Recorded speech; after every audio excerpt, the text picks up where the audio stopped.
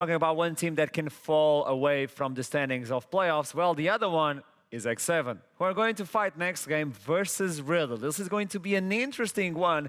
We've been preaching about this game for a long time, and this is another game that X7 needs to win. So let's look into this one and understand where is the focus on this game. What lane should we be focusing in? Because on one side I have Stefan, and then we have Viking. Yeah, definitely. I feel like Stefan is probably, for me, the best pathing jungler in the league. I think that might be a controversial statement in some ways. You can put other people in that rank. For me, very clearly, like, just has such a cerebral understanding. That's a word I'm going to be using a lot today, in terms of just knowing what he needs to fulfill for this team. In contrast, Viking is locked into somewhat binary options in terms of what he's going to be doing, because he's almost more of a facilitator, more of a role player.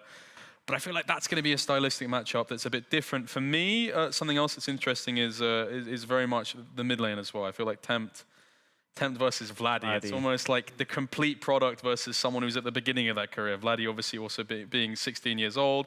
He's that youth prospect, whereas Tempt is, you know, he's seasoned, he's a veteran. But they're both at kind of both two ends of the coin here, and I feel like this could be a very. This is like a. I keep talking. I love tennis so much. This is like your wild card entry into the tournament, coming up against Federer in like the first round of Wimbledon or something like that. I agree.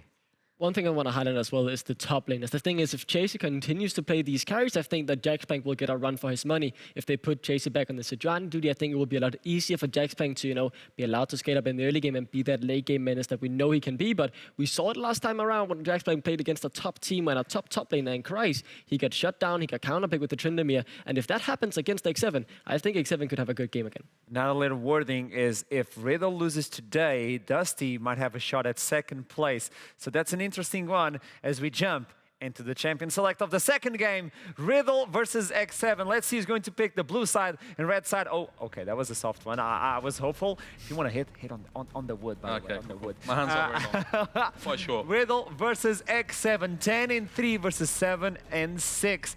Draven is going to be the first one taken out, but we know that they're now playing with the Ezreal.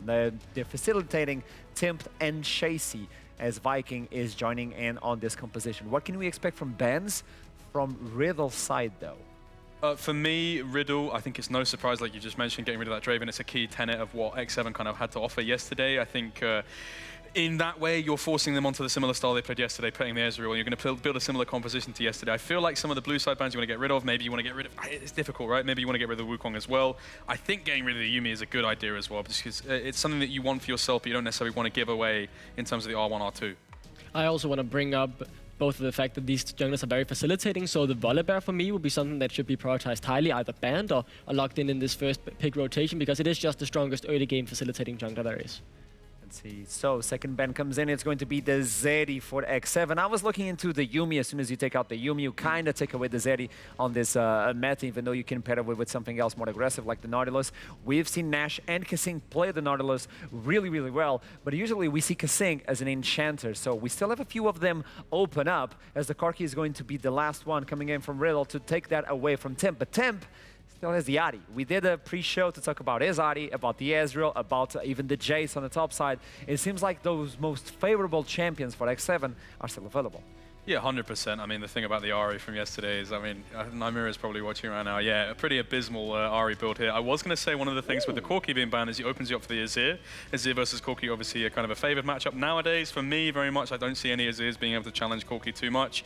And in terms of traditional answers to it, you more want to go for the Silas, Artillery Mage, stuff like this. So no surprise to see that kind of coming out. It obviously indicates a priority towards that mid lane matchup. You can see in response here, the Ahri is coming out. Stable laning phase, which for me is going to be one of the central concepts in this game, is Tempt versus Vladdy. And with the mid lane is now locked, I would start to look at the junglers, right? We haven't really seen anyone banned, and I mentioned that the Volibear, the strongest early game facilitator there is. If Viking manages to snatch this away from Stefan, it's not just a huge denial, but it's a huge opportunity for yourself to really set the pace of the early game. And now there's a big question to be asked in terms of, do you take some of the other junglers, or because the problem is, if you want to go towards that facilitator style, you run the risk of obviously in the second ban phase, some of those bits getting pinched somewhat. You could go for the Gnar here, which is quite stable here. It means that you open up a potential counter pick. I feel like Stefan probably has something in his back pocket to pull out here, a pocket pick, for example, but he does run the risk, as previously mentioned, of that very facilitator style, your Jarvans, champions like this, your Trundles potentially getting taken away from him. May I remind you all that the last time Attila saw someone play the Ezreal, he brought in the Tristana with some sort of slow. That's locked. That is a menacing. It's a Yone. So Yone comes in. It could go for Timp. It could go for Chasey on the top side. It has to. It's Ari. Yeah. It has to, or something else. You never count out Attila as a crazy individual. Really? You never count him out, but obviously I think it's going to be for Chasey, that split push. So this is a head-on versus Jax Plank. One matchup that I actually really want to dive into here that we've actually never thought of, and it would be difficult to think of anyway. Don't Ban Nida versus Neas. Neas and Don't Ban Nida worked together at Riddle previously.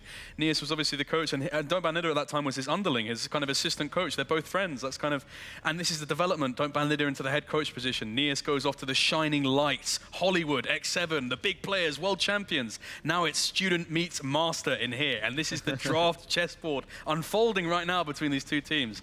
And I think both teams have somewhat got what they wanted so far. There's a theme very clearly being, the only curveball for me is the Yone so far, in terms of we don't know necessarily where it's going, but I feel like Riddle... 90% top. 90% top, yeah. I think it's good to set expectations there. I'm probably not going 80 carry. I mean, depending if you ban out enough AD carries, you could potentially throw that down there if you really want to, but I think X7 have a clear plan here. They want to ban out the support pool, so I'm interested to see what they will be picking up, while it is Riddle having the clear plan of saying, we have gotten our AD carry, we want to trim Attila's pool as much as possible. He thought about it. He was like, I did play the Tristana the previous time, but Kai'Sa has been popping up a little bit more lately with someone that can be aggressive as well. We still don't know what sort of support Kasing is going to bring, and even though I think they're saving that for the last one, so it needs to be a spicy one. And there you go. He played it before, and someone was saying that, but Tristana as well can just move away with the Arcane Shift. Not real, because if you can get the rocket jump with the slow, you can Arcane Shift, but you're slowed. You're going to take a whole lot of damage. Yeah, 100%. I mean, for me, Tristana, just not even to kind of derailing slightly from your point, but in the sense that I feel like Tristana, you think of that traditional champion being very much that Uzi style of playing. Yeah.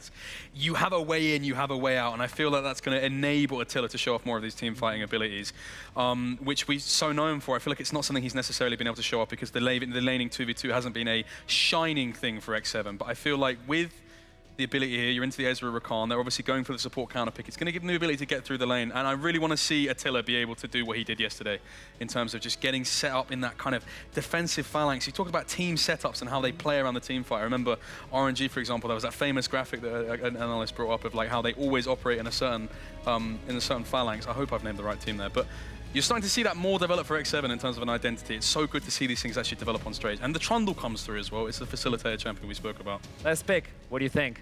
Last pick, what do I think? Obviously, they're going to need a support, right? That's the main question. And Enchanters seem to be the obvious answer for Kasing, and he will be going for the Lulu in the end. So obviously, having the chance to buff up Attila even more when he jumps in seems like a good choice to me. Okay, wrapping it up. Who do you think is going to take it and why? To me, a lot more volatile draft from X7 today, and it's a risky game. We had the litmus test yesterday. We talked about this being the major chemical reaction in terms of seeing how well it gels together. I feel like a lot has to go right. You've got a top side to play for. You've got an Attila Kasing that need to get through laning phase and play for these team fights. For me, just off of proof of concept, I'm investing very heavily in the Riddle draft here. I believe my boy Don't Ban Nida, good friend of mine, I think he's going to take this one. Okay, what about you? I'm going to be honest, I just have a good feeling about Riddle. I think they're going to win this. Oh, yet again. So the last time you guys were wrong, but let's see if you guys are right on this one. It's going to be Riddle versus X7. Without further ado, I'm going to toss to Dim. Start the game, casters. Look, we've Start had the this game! explanation before. There is no button to just start the game. No. Just because you asked, we're going to leave it for a little bit. So how was your day? Actually pretty good so far. I got to cast a pretty crazy game where Singularity broke a curse, 0-13, lost streak. And now we get to cast our reigning champions, X7, on some newfound form. Still building, not towards their peak form yet. Where is he? This is Riddle. Just behind you. Oh my god. That's actually just button pressed. Take us into the There you game. go. There you go. That was a lie. There is no button for the casters. We're surrounded. I was just not aware. Like, if you've watched the Ring movies, probably a little bit. Yeah, I have. But like, Yeah. so it's like basically the esports equivalent is Arsenal just turning up in a studio behind you. Like, Got a guitar and a microphone to answer. boy, I did have that happen to him during an extended LEC pause where we did go to watch some of the live League of Legends and some fans. And I did want to at least, in the case of an incredibly large pause here, just have at least a printed cutout of an amplifier so you can have that. Of course. Just one up the LEC just a little bit. No, that's it. We see we can make that happen. Token effort to get an amplifier. So, A lot of things to talk about in this. Yes. So Where do you want to start? where do I want to start? So I want to start with solo lanes, actually, because typically Riddle had played around dominant side lane matchup before the Gnar. That's not necessarily going to be the case with Chasey. It's all Kevo needs to be in so much trouble. Wants to be out of so much trouble. That was a slightly interesting choice of phrasing, but either way, not flash blown early, E-start early. E-start early and having to reset, so you're going to lose any ability to auto-attack this wave. You are now losing bot lane. This is very important because this is something which I keep revisiting when Ahri is in the game, not just because they're the best champion in the game, and no, I will not be taking other questions at this time, but Ahri doesn't tend to lose right now in pro individual laning matchups. You do lose against roaming supports. If you have a bot lane with one of these three champions, Nautilus, Pyke, Rakan, or any archetypes like that, Ahri can end up getting ganked when she's pushing in and losing her flash early, losing her ability to play aggressively, and that's really what loses you the game. Sometimes it can happen with jungle matchup too, but more typically, it is about those roaming supports. Now that Ezreal is now behind, you're going to lose wave pressure. The Ezreal Rakan, who is there to be safe, be stable, and allow the Rakan to just roam out, is going to have less ability to do that. So already, X7 with a simple level 1, getting a tangible lead over Riddle. And with this comp as well, you've got so many champions that either go forwards or facilitate going forwards. Towers are not really an objective safety for this game for Riddle. And of course, they've got some range and some ways to disengage in their comps between, like the extended, the shuffle from Azir, the extended rages of Ezreal, etc. But they're going to have to use them well and make sure they are keeping their distance as well, because X7 sure as hell have the tools to get on top of them. They do. And looking particularly at Yone and Volibear to be the setup champions this game. By the way, of course, another thing which I tend to chat about a lot, normally after games have happened, because you don't always have the time at the moment, is Ahri builds. Indeed. What would you prefer this game? Last game, Temp played a little bit too facilitating for me. Felt like he went towards anti-heal when he didn't need to. In this game, because you have a Yone who's typically going to be the first person into the fight, or a Volibear that's going onto various targets, and you're against champions like Ezreal, Rakan, Azir, that can get popped in one go. I think this probably should be cooldown boots, because that's just useful in general, because you do want more ults and flashes. They're all very, very useful to you. But then I think it should be Illudence. I think you can go to a big bursty combo this game. Soul AP pretty much as well. Particularly when you Viking and Tempt were playing heavily around mid-jungle. In the last game they played the Vi and the Ahri this time with the Volibear. It's still a good setup. You're pitting someone in place for Ahri to knock down that target. I think that Tempt is in a really good spot to do a lot of damage. And of course, Tempt is a very good aggressive Ahri player. I think actually in terms of the mechanics which he has, his mindset when he is going forwards on the champion is very, very good. I just want to see him have a little bit more bang for his buck. Well, in this case, bang for his fox, I suppose. Not a buck. It's not that season yet. Actually, when is deer hunting season? I don't know, because I've never been I'm into deer hunting. Yeah, this one. Nor have I ever really put too much thought into it, aside from like memes around like wabbit hunting. Wabbit season, exactly. Yeah. Okay, well, we'll see whether it is fox hunting season or not. You know what? Actually, I don't really want to talk about that either, actually, because Chasey's been playing this lane incredibly aggressively, and honestly, especially off that level 1 where he used the Mortal Will very aggressively, and of course he's running lethal tempo here for that early aggro power. Doing pretty well, honestly, to continue shoving pretty much every lane right now for X7. Yes, and now this allows Viking good ability to be battle ward, push up, get vision, but Riddle have got topside vision right now, so it's not going to be like Viking is getting into lanes unannounced.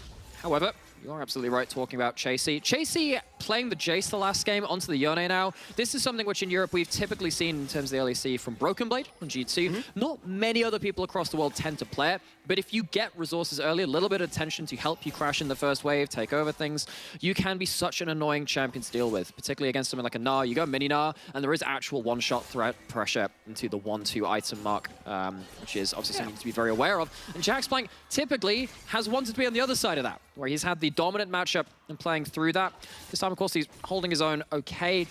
Down in CS, not really something which he wants to be. Will be really a case in the side lanes of how much he can do against this Yone, at least holding lanes in his tower. Yeah, and obviously X7 taking the opportunity with the lane pressure to go for this early dragon, which definitely going to go their way. I don't think Stefan's going to want to fight his way into 3 members, so that's pretty swiftly taken. We finally have the answer to Lenny Kravitz's song, Are You Gonna Go My Way? Yes. Yes. Oh.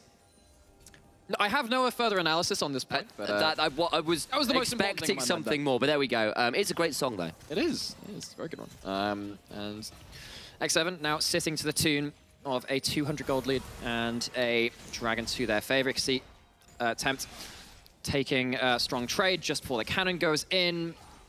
Oh, actually, okay, has picked up the Dark Seals first back as well. He, of course, did this the last time. Again, I'm a big fan of any time on the Ahri you can get that Dark Seal on the first back. You get one good fight, get a couple of stacks, and actually Magi is a very strong snowball item, particularly, again, when you are in the role of setting down that first kill and being an actual carry threat. As we've seen, no real gank attempts as yet so far, and I feel for Riddle, they're kind of wanting to get to maybe an item, some levels before they really want to really go for huge plays, a bit more stability for their name, but I was going to ask where X7 wanted to go, but I think it's becoming fairly obvious.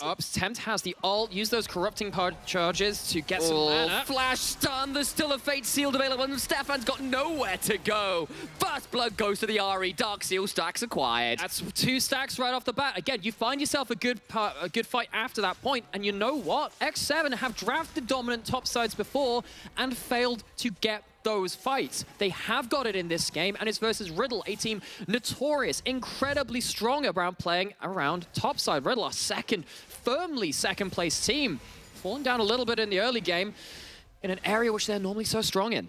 And I have to remind people that what happened to Riddle in their loss against XL was Dan and Cries made Jax Blank's life an absolute hell. He was dived and attacked under that tower so many times. And it feels like X7 may be trying to take a leaf out of that book and put some pressure early towards that top lane. And they themselves didn't actually have to blow that much. Of course, Tempt still has Flash. The ults are now gone down, of course, but when you have control over mid lane, and of course the bot lane, not really going to be an impact on things, you're normally pretty okay with that. Jax Blank taking some hard trades. Chasey using that E to get so much work done. Another knockup with the Q. Feels like Jax Blank maybe not as comfortable into this matchup as he would like. Of course, it's not the most common top lane matchup, as you've said, and maybe that's hurting a little bit here. Of course, game about 1,000 or so gold in the favor of X7. We're using this pressure early on. We've got ourselves a Herald that's spawning very soon as well, so I expect X7 maybe looking to set up for that shortly as well. And you know what? I do want to return to this one more time, because we can see that Stefan finally trying to impact mid lane. Maybe a flash.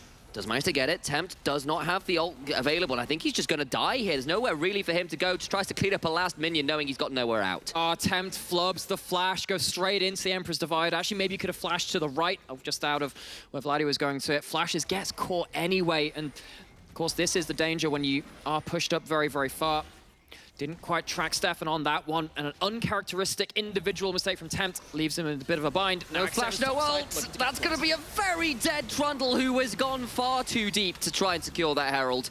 There you go, Riddle find one slide opening, and it's a big one. Of course, finding that window of time when Tempt's ult was still down, but it's not like the Yone and the Volibear don't have their own devices to make a mess of things after Stefan goes a little too far. Don Jake was talking about Stefan being the best pathing jungler in the NLC. Of course, finding a way into that mid lane, very importantly so, but falls down just as soon as he gets that advantage. Jax Blank about to hit Mega, but gets chunked out by Chasey, who is honestly performing very well on this Yone, looking very, very comfortable on the pick, especially considering he'd been relegated towards some more weak side options, really, over the last few weeks, aside from, of course, the Jace we saw more recently. Maybe actually, with Jax Blank missing that ult, he could be in danger here. Needs to be very afraid with the Soul and Bound coming through. So much damage going to start coming through. Flash for it. Got to get it. Get straight back out. Solo kill. The LCK Challenger top laner comes in and shows Jax Blank exactly how it's done. Oh, and it is just an early lane domination, building up those small advantages and finding ways onto the board. Jax Blank not going to be in the ascendancy, not going to find himself in a dominant matchup, playing from behind, only the first death, but that CS advantage continuing to go up, and X7 just brawling through the lanes, coming in with so much momentum. That level 1 stopping Nash from bailing out either of those solo lanes, and they are bleeding out across the map. And they've still got a Herald to work with, and they've already got themselves about a 2,000 gold lead, and that is a very scary prospect. Yes, Riddle do scale well. They've got some champions that will be wonderful at 2-3 items, but they've got to get there in something resembling One Piece, and the wheels are already looking like they're about to come off in this early game. Well, would that be the manga or the anime version of One Piece? I'm not sure how many episodes we're into this as... Maybe it's the abridged version. I am not quoting that. Something about pancreas is coming out of tear ducts. And a YouTube search for the rest of people. This is a rabbit hole. It's going to be a very dangerous situation, that one. But X7 really looking to become the the real product, not just a parody. This is going to be the so well buffered through the wallop. Jaxplank now in danger because he's got the Mega Gnar about to run out, trying to win this one. He's got so little to work with. Starting to the wall. It's going to be the solo kill in turn. That was inches away, but Jaxplank flexes his own muscles this time around. Thinks he's got it with the lethal tempo, but Jaxplank down in the lane, down in CS and kills, still not out of this one. Temp now committing to the fight around This Dragon. comes through, but it's a wild growth that means he's going to take a lot of damage back. The Dragon is secured, though, by Riddle. And X7 with one final charge of the Spirit Rush on Tempt. Maybe looking to see if there's some more to go through. Look for the flash, look for the charm. What can this happen? Stormbringer's going to force Kevo to flash, and he's got nowhere to go. I apologize, just the arcane shift. Had no chance for the flash. Rocket jump resets. Vladdy flash. Emperor's device trying to escape from dodge in mid lane. Big chunk of damage comes through from the Sky Splitter, and he is forced out as well. So, X7 finding themselves a loss on that top side through some sterling individual play from Jaxplank, but on the bottom side of the map, the cross map not nearly looking as healthy for Riddle.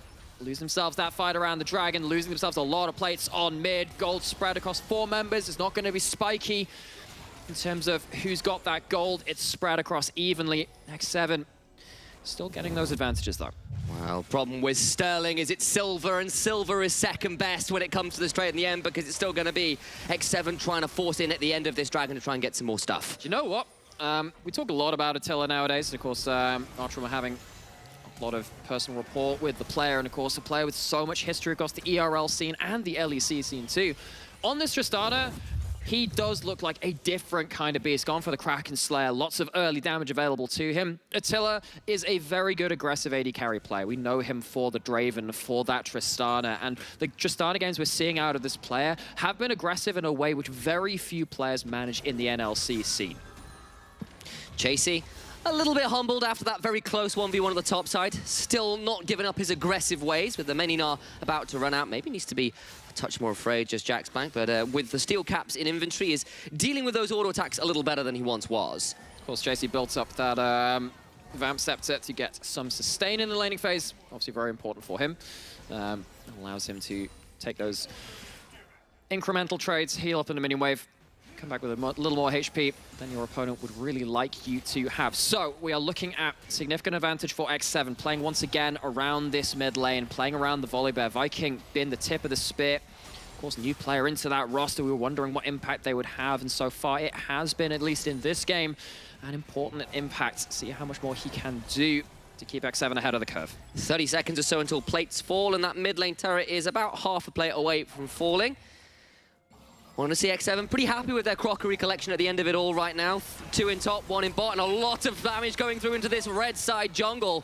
Trying to turn it around now with Nash. Viking taking a lot of damage now, needs to be a little afraid himself. Has not got a Stormbringer, trying to run away best he can, but I think he's just going to die. Does so. And X7 over-index, trying to get this play in the bot. It's a 4v3, but Attila gets one back. But can he get any more with the soldiers set up? I just don't think they've got the damage to walk through here. Kasing, so very low, and Vladdy helping forwards. Buster shot away, will disengage. So Kevo's not done. Tend to leave it there. He has a flash. Just how aggressive does he want to go? Leaves it at that. X7 overestimating their damage a little bit.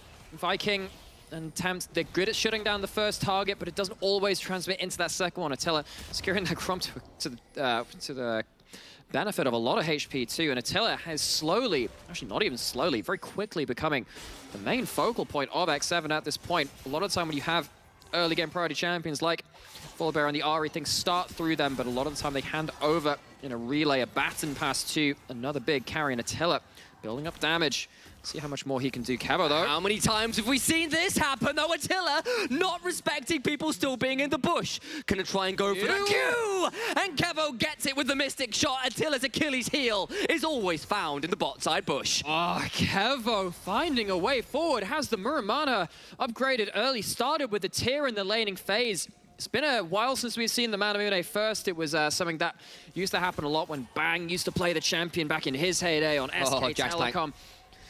It's top lane where the next play is happening. Stuns come through. There's still a Fate Seal to come through. And will the flash be needed? Does now use it. And he does get out of dodge because the Fate Seal doesn't use Kasing's in the bot side. But he's in a 1v2. Uses the wild growth to try and stay alive. And he's dead as well. And X7, a little bit sloppy in recent moments. The teleport comes when he gets interrupted. Chasey gets knocked out from under the tower. I don't know what the hell was going on there. Fate Sealed away. Maybe trying to punish on the bot side. And he gets out of dodge. But that will defend or prevent the defense of the bot side tower. So many odd, frenetic cross-map plays happening. Riddle Was it death? Kevo died. Yeah, Kevo ended up taking an extra turret shot and ended up falling on the bot side of the map. It only went over to Kasing. It's still a wave lost to turret. It's still a winning play for Riddle, but with Kevo not able to capitalize on anything more on that bot side, things got a little bit awkward. So both members of the X7 bot lane caught out by Kevo and crew, and this is exactly what happened. Polymorph, meaning that Kevo Oops.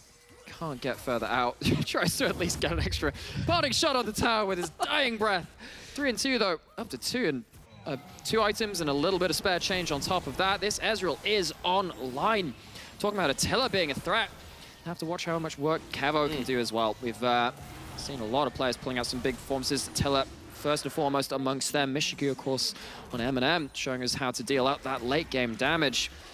And with Riddle still being behind a significant amount of gold, Kevo will need to show what he can do against our reigning champions of X7, even though they have done some revamping, fallen some harder times.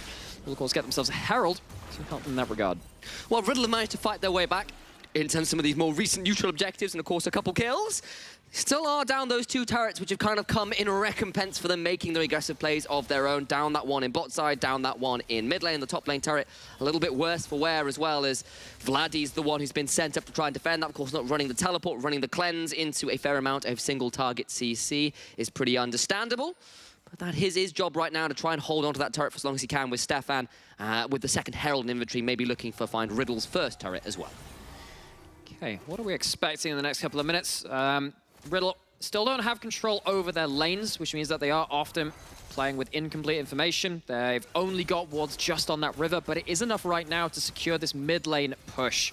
So Viking going to be spotted out. He's not able to make an aggressive play when Volleybet isn't making plays.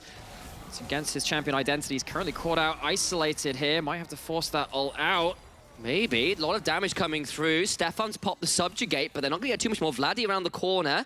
He's not been spotted either. As much as Riddle don't have vision. Neither do X7. Who's winning out on this one? Viking went in, couldn't quite find it, but does now finally get the charm afterwards. Look at Chasey on the side, secures the kill onto Nash. And ult out they go. Jaxplank's about to hit Mega Gnar, but gets polymorphed. Viking will still just about survive. Kasing gets knocked into the wall with a charm afterwards. Plus the flash as Chasey into the backside, doing what on earth they can. Temp gets one more, and Kevo and Vladdy must run away. Nowhere for the Ezreal to go. Attila picks that one. Stefan must run to boot, charmed and taken out. Succubus powers activating. There ain't no way out of this one. Vladdy will shifting sands away.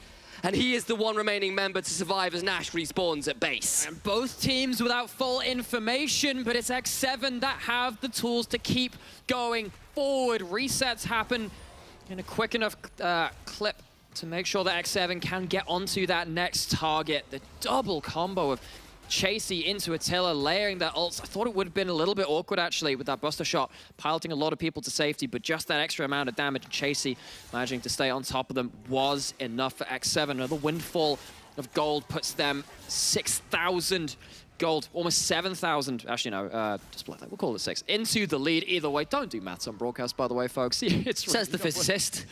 I'm saying it. I'm qualified to say so. Maths on broadcast can be a little bit difficult, but either way. Is it maths or arithmetic? At the end of the day, well, it's both. One is a subset of the other. Either way, the players in-game will start to feel this advantage now. Those items are going to become harder and harder to play these skill check fights where you are, again, pretty much on an even playing field. Both teams playing with similar amount of players, similar amount of materials, able to kind of impact these fights. We come back into live as we've got a fight. Here we go. It's a 3v2, and Stefan with a subjugate running. Ain't subjugating anybody right now. It feels like Tempt with the ult gets that one. And now Jaxplank gets over the wall, but is being explosively charged down. The stun will do some work, but he's got a rocket jump to try and get something more done. But Jaxplank still gets out alive. A 1 for none in favor of X7. None, and once again, X7 starting to skirmish well, starting to be on the same page. Go back a couple of weeks, and that's the kind of time where maybe they aren't in position at the right time. Maybe they don't have those teleports in the right place. Got to be tracking these fundamentals of League of Legends, which they are doing so well at currently. And, what a glow up it has been for them. We know we can call it maybe a bit of a honeymoon phase, new player coming in, brush of fresh air to communications and a lot of other things, but it is still a much needed good look for X7 to try and climb their way back into relevance. Minute until what would be sole point for X7, and Tempt's hit 2 items, as has Chasey, alongside Attila, still a ways from that. Unfortunately, are Jax, Blank, and Vladdy. It feels like Horizon Focus was the build choice for Tempt this time around. It is just a lot of cooldown reduction. See that Tempt really valuing just the ability to have the utility. Again, I'm the kind of player that likes damage, and I feel like in this game could have potentially been a bit more of assassination threat. He's been going for that anyway. Tempt finding the right skill shots, but he's caught out now. Walks straight into all the damage and is shut down. But what about the rest of the fight? So much damage going straight through onto Nash, who will get knocked up and knocked down by Chasey, who punishes the death of his mid laner. On the other side, Attila murders some more. Stefan's dead as well, and Jax Black now must run away and try and get to the hills to release his tower. Flashes outside of the Fate Seal, but is still sealed all the same. Marked on his grave, killed by Chasey. Chasey 5-1-7, not giving up the hunt. Gets a triple kill out of that fight. It is after that 20-minute mark. Baron's on the table. They lose a member for the attempt, but with all of this going down, X7 find back-to-back skirmishes in situations where Riddle normally would outplay, normally would find a way back into the fight. They have found their mechanical match in this game. It's been a long time coming for X7. If they do take this win, and you know what, it's becoming increasingly more likely with that amount of gold, with an Infernal Soul point to their favor too, they will have beaten our top 2 teams, XL and Riddle. Now remember, Riddle, the only other loss that they had outside of their awkward kind of roster shenanigans at the start of the split was to XL again. That would be such a big victory for X7 to show that they can be a top table team. Now we've got to start asking those questions again about how far can this shift to Viking take them, and how good is X7 right now? And we're going to see this play one more time. I'll give you a bit of a sneak peek. Doesn't matter what Ari builds in that situation, you're dying either way. Yep. Maybe with a quick and a finger on a stopwatch would have been something, but going into that brush, Nash managing to really punish someone. And again, you can see that Riddle, they have the presence of mind to pick off some people around the edges, but these are still not the kind of fights you can play around. I think Riddle, they're so used to being able to just outplay in a 5v5 or around the edge of a 5v5 that they kind of gotten used to it. This is the kind of game where you can't really afford to do that. The vision trap, trying to play around some vision, that's a good idea, but they didn't have enough vision to capitalize and get away with either just the one kill or commit and capitalize on it into a full fight win. All eyes, I feel, on Chasey as well at this point. Highest level in the game, and has honestly had an utterly phenomenal game on this Yone, considering he's into Jax Blank, this man who we've praised largely as the best performing top laner in the whole damn league. He comes in, picks the Yone, and has been frankly styling on the kids. Unbound, one might say. And Viking goes in with the Stormbringer. Charmed up and might go down. He might have gone too deep. We've seen Volibears go too deep, but this time, Attila gets the kill. You can't stop the dive. Fate sealed over the Emperor's Divide. There isn't far enough you can run as Attila picks up a second. The Hun breaches the Great Wall of Shurima, and they'll get into the base as well.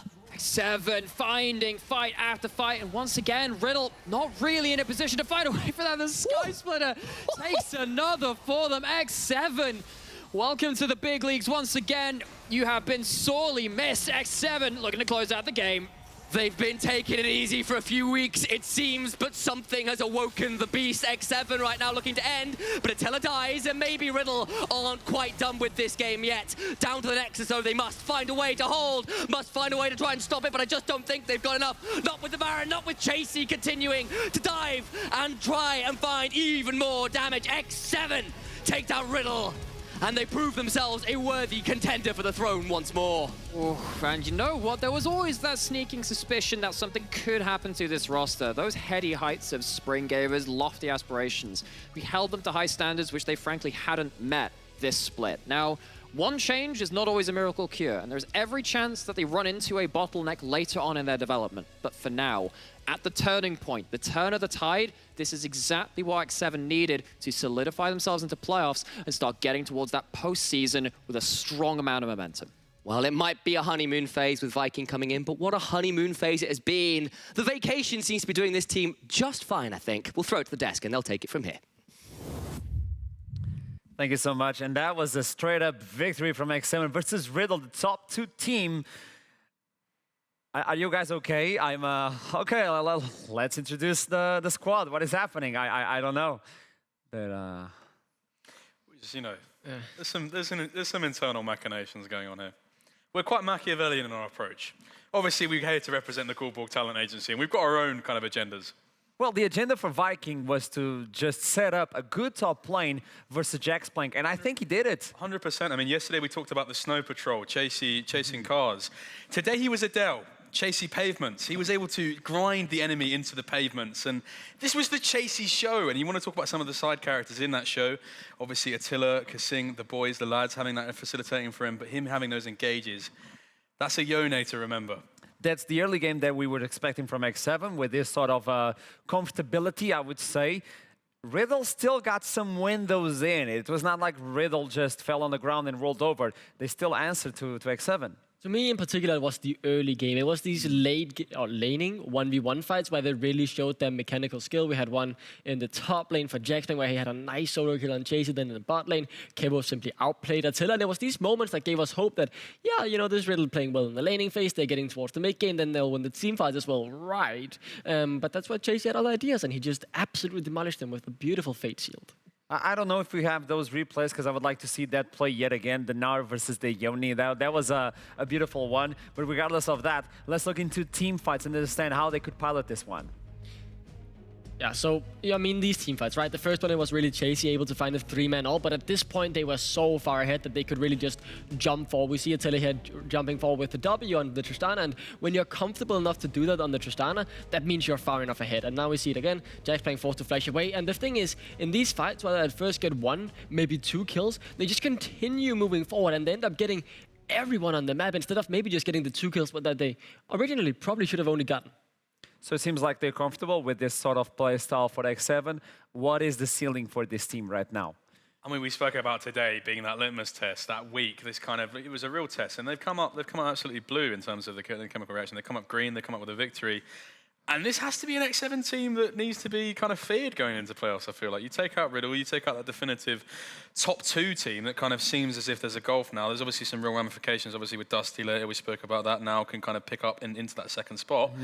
But X7, you beat second, you are second, kind of. You know, we follow that logic. And this was, for me, a foretelling kind of, a foretelling of what could potentially be a playoffs matchup. Now, going into the interviews, we did have a few rough patches and rough conversations, but now on a more spirit-lifting conversation with Kasing. Welcome back to the show. Ah, that is a nice smile. That is a nice smile. Welcome back to the W's, my man. It seems like, wait. Before we talk, okay, Kasing? I don't know if you know, but I have your neighbor with me on my left, so might as well toss it to him. Yes, Kasing. Wagwan, my brethren. What are you telling me, my guy? I can't believe we're even having this conversation on an NLC North London podcast, represent. you know, The Massive has arrived in Berlin. What are you telling me, my geezer? oh my days. Bro, this game, dude. My God, we actually won. Obviously. Listen, I feel like you, man, you were the Sultans of Swing recently, obviously in dire straits. Nowadays, you're obviously better in fortune. The team's had a bit of a change. You're coming through. I'm seeing a different style from you. This unrelenting. You're in the op block jungle, trying to equalize no rumble. And I really feel like that's what I love to see from you, Mr. Raymond. I appreciate it, man. You know, these last few weeks have been kind of rough, innit? Like, Love that from you. Probably peak, I would say, in some cases. But, you know, with Viking, it just feels like we have like a flow in terms of like what we're doing, you know, everyone being on the same page. I feel like he does a great job at facilitating the Koreans, which is kind of what we were lacking before. And yeah, now it just feels like we just got to get more together and play more. And this is really important now to take over. The idea that Bifrost lost versus Singularity, which makes their schedule really complicated, and you winning versus Riddle puts you almost in playoffs. Are you feeling a little bit better now? Is it like a heavy lift has been weighted above your heads? How are you feeling, Kasing? I mean, of course, it feels nice to win, but it's just the way that we were winning before. It didn't feel like we were particularly proactive about winning, right? It was just us playing better individually. But the games that we lost, obviously, when we had no real plan, no real like idea of what we're actually doing together with this comp, that's kind of the ones that really not triggered me, but made me annoyed or frustrated rather. But now it just feels like it should have been like this all along. But yeah, now we finally found our footing. Hopefully, we start winning again, and we can win NLC. With this new footing, obviously, how is the mentality of the team? Because obviously it was really heavy, and we know you have a lot of carries, and it wasn't working out for the team. But with this new approach to the meta, how is the mentality for the team? I mean, to be honest, I love it personally because, I love my range supports. Don't get me wrong, I do like Leona and Nautilus and blah, blah, blah, right? But playing Lulu, playing Yumi, letting my carries, letting them do what they want, that's my favorite, that's my favorite part of the game. But yeah, it's pretty good now. Before, obviously, as you know, when we were losing, it was more like we were kind of not sure how we would perform because our scrims obviously weren't that great. Okay, so the way we were playing. Is it easier now to deal with Attila? I mean, you saw his 2 solo deaths, the one that he had to jump in on the Azir. He just had to go in. It's like, you know what, Attila, you're having your fun, I'm happy. If he's happy, I'm happy. Okay, that's good to know. That's good to know. So obviously, now the sky is the limit. You guys are looking to win NLC. And you did got a victory versus JD XL of all teams. So do you believe we're going to see that matchup yet again at the finals of the split? Potentially. It would be nice to, I guess, play against them in a best of 5. It's best of 5, right? I think, not best of 3.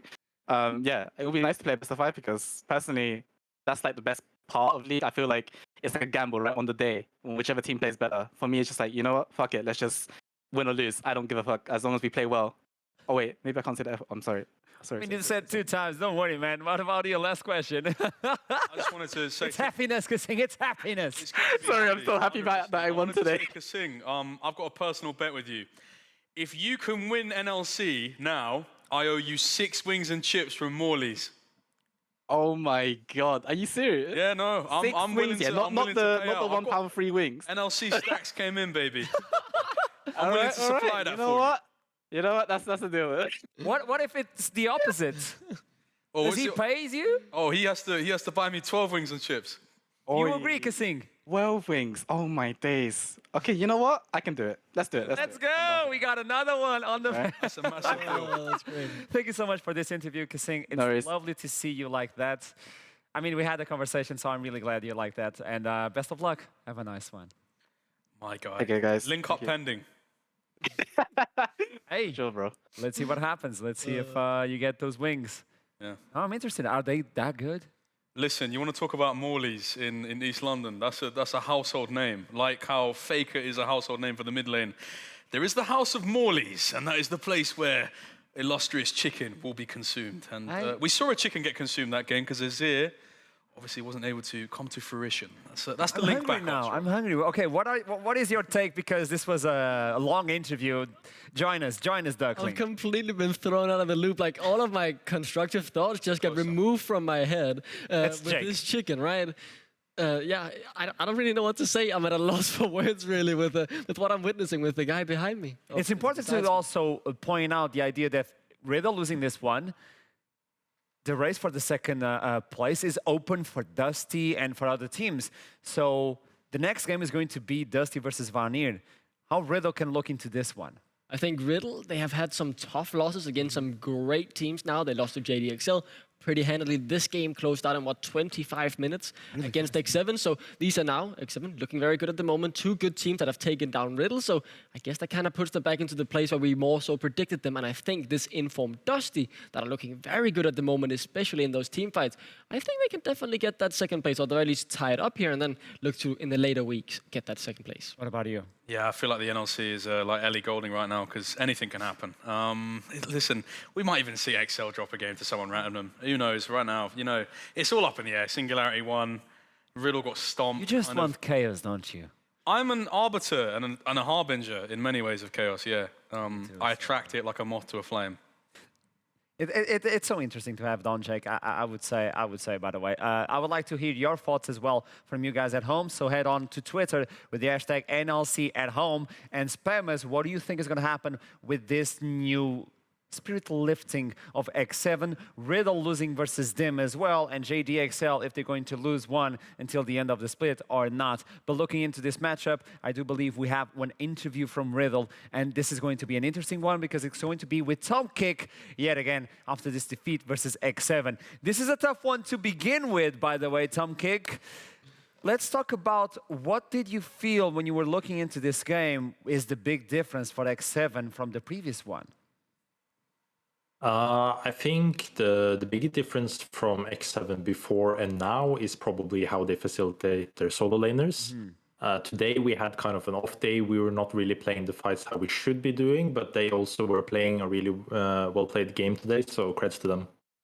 Okay, and the idea that you know those lanes are going to be facilitated a little bit easier with Viking on the jungle, how can you approach this into your team? How can you set them up for this game? Yeah, so one of our plans, like as we saw, we had the Trundle, something that can respond pretty early. Like we know after level 6 at least, this is a lot stronger, can stop the Volibear engages pretty easily with the Trundler. But sadly, we fell a little bit too behind too quickly. And some of the fights were too eager to fight, even though we were happy with getting some objectives. And then it kind of snowballed after that. So let's talk about one of the lanes that you usually prioritize in terms of champions, which is Jax Plank. He was playing the Gnar. Were you expecting the Yone to go top instantly? And you were like, okay, let's bring the Gnar. We're fine with that. What was that? Yeah, we were expecting the Yone, so we thought we would be comfortable in the matchup. We knew he had been practicing a lot recently, so it wasn't really a surprise. But he played it really well. But also Jax Plank, he got the solo ball once. So yeah, he we're did. pretty That was a good happy about that one. But sadly, it wasn't enough in the big picture. So in the big picture, what was wrong for you? What do you believe happened that tipped the scales in favor of X7? I think like there's two things. One thing's like we had a really good Drake, we had good control, but after we even got the Drake, we kept on chasing with the composition that we want to poke, we want to keep the range. So we kind of like, we got the finger, but we wanted the whole hand and it got a little bit too much. And some other fights, like we wanted the fight and the guys weren't really on the same page. So they were just like, okay, do we want to take this fight? Do we want to not take it? So it wasn't really straightforward. We do this or we do that. So the big question now for Riddle is second place is open for grabs from Dusty as well. Are you nervous that you may lose out on the second place, which is so good for the playoffs, but also you can get the third one and allow you to decide what team you want to play? So which do you favor? Of course, we favor meeting Excel. We have a pretty good track record there, right. But we're not really scared of losing the spot. We're meeting Astralis and Dusty, of course, in the next 2 weeks, and I think we're still a lot better. Like we had not the best day today, but of course it's really nice to lose because then it's more to improve on. So on X7's part, it's not the worst to lose to them. So with this preparation, hopefully it'll be easier against Dusty, you know. I really like talking with you. There's always a positive, regardless of what I bring you. You're always bringing the positive. It's really nice to talk with you, Tom Kick. So best of luck, and let's see the second place. Who's going to take it? Have a nice one. Thank you, man. See ya. See ya. He's really smart. He doesn't get the bait. He doesn't get the bait, obviously. But this is complicated now. It's interesting to look into the schedule for every single team. On one side, it is Riddle facing Dusty for that second spot. Then you have X7 versus Vanir moving on. You have Bifrost as well versus Vanir. Every single match now counts for the standings, and this is so interesting to look into. Final takes for this game. Do you guys have? Of this game that's just come or the game that are coming? No, this one. I feel like statement piece. It has to be, you have to call it a statement piece from X7. They're here to play, they're here to make their way up the top of the standings, they're here to make these last game count. It's not just about that, it's about their form going into playoffs. You talked about this being a precursor to that playoff format. I feel like they're in a position now where if they ramp up, a lot of teams are going to be scared of them. Yeah, it's no longer the question of will X7 make playoff, it is how they will finish in playoff. Will they go for the 5th? Will they end up in 6th? Will they get some good wins against some of the stronger teams and maybe even climb up to the 3rd? Potentially 2nd if Riddle end up losing to some of these bigger teams. As they said, they do still have Astralis and Dusty waiting, so if Astralis and Dusty beat Riddle, all of a sudden the door is open for maybe even X7. If they go 4-0 in the next couple of weeks, they could definitely improve up the standings. Leaving the standings as they are, by the way. Don't move. The next game is going to be Vanir versus Dusty. So Dusty could take this opportunity to skyrocket themselves into the second position to tie it up. Vanir could take this opportunity to close the gap between themselves and playoffs run. This to me is so interesting. You want to talk about this matchup? You want to? Yeah. I'm not going